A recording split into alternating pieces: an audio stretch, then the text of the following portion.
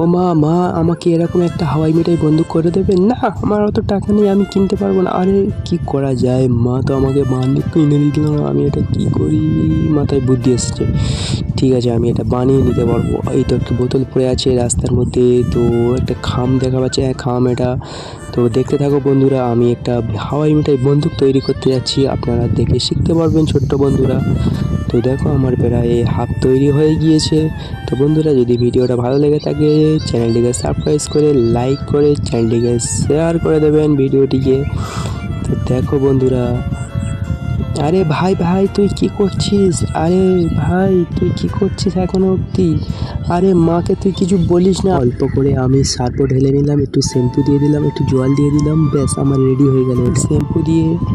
তো দেখো বন্ধুরা, কত সুন্দর একটা আমি বানিয়েছি। মা দেখো ভাইয়া কি বানিয়েছে। মাম্মা দেখো আমি কি বানিয়েছি। ওয়াও, খুব সুন্দর হয়েছে। মা দেখো ভাইয়া কত সুন্দর জিনিয়াস। ইয়াহু, কত